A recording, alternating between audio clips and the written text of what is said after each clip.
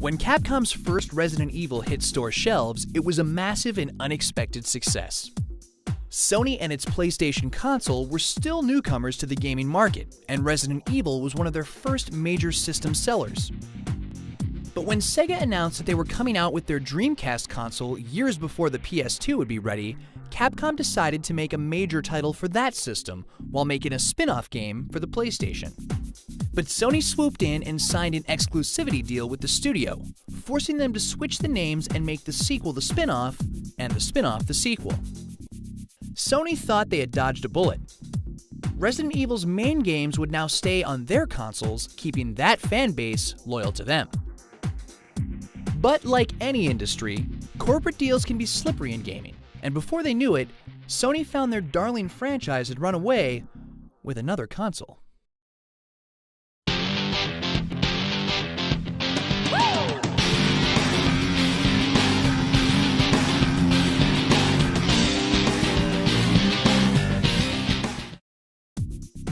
While wildly successful, Japanese juggernaut Nintendo was starting to gain a reputation as the kiddie company. They had their Mario and they had their Zelda, but the rest of the market was starting to focus on more mature content. Recognizing that they needed to branch out a little, they came to Capcom and asked if they could have their Undead.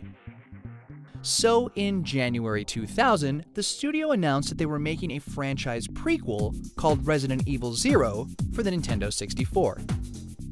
They said that the game would be out by the end of the year. But it wouldn't be a Resident Evil game if it actually finished the way it was supposed to. Sure enough, in September, Capcom held a surprise press conference. Not only would Resident Evil 0 be scrapped and rebuilt from the ground up for Nintendo's new GameCube console, but Resident Evil was going to become a GameCube exclusive franchise. That's right. Sony's deal to keep the main franchise on their system had only lasted one game.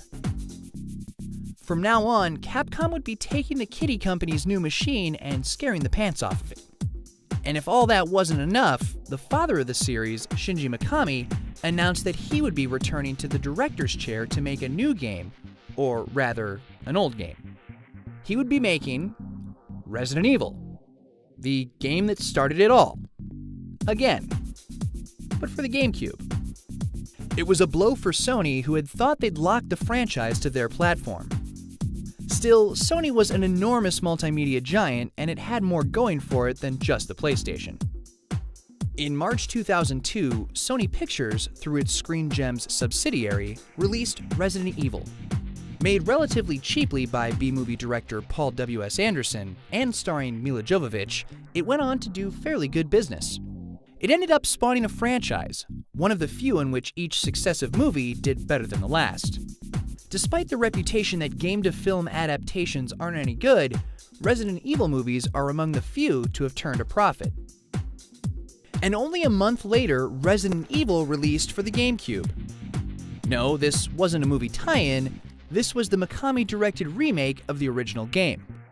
However, while it kept the same characters, plot, and setting, it was otherwise largely reworked with different rooms and puzzles. Old fans would be getting a new experience.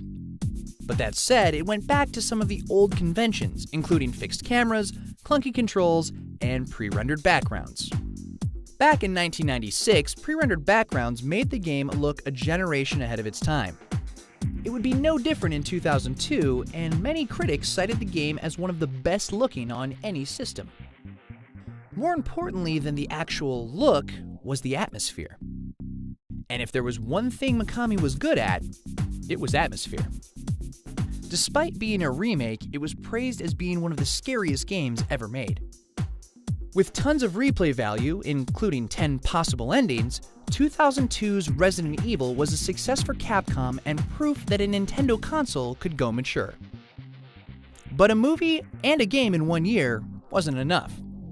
In November came Resident Evil 0, the prequel originally meant for the Nintendo 64, now on the GameCube.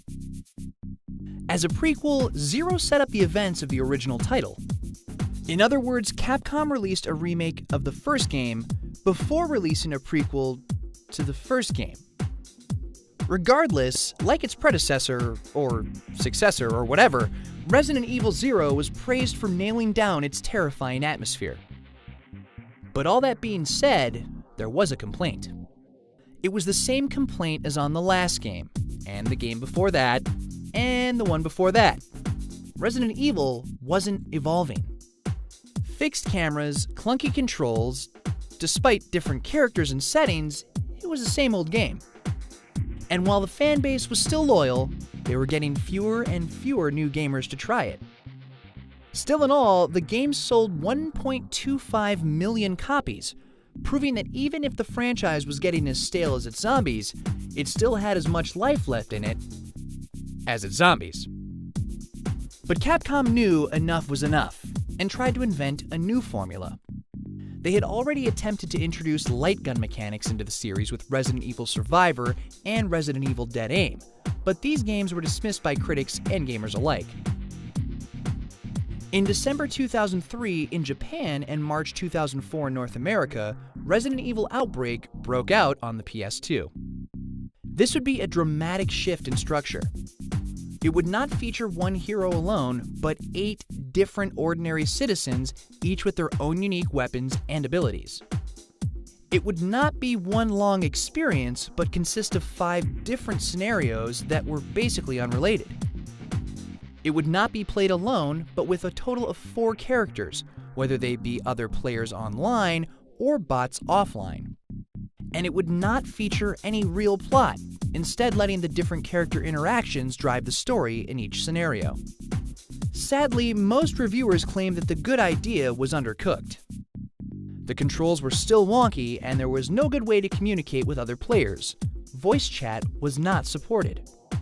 Nobody thought that it was a bad game per se, but there was nothing to really make it stand out. The game did not sell well and was largely ignored.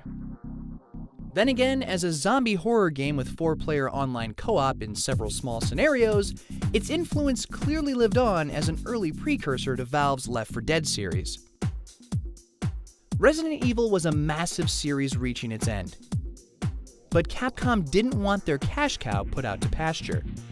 It needed a massive overhaul. It needed to adapt to its time without selling out or becoming derivative. They needed the one man who had always struck gold with the franchise he'd started in the first place. They needed Shinji Mikami. He gave them a horror title so good, it is still considered one of the best games of any kind ever made. Tune in next time to see terror become terrific.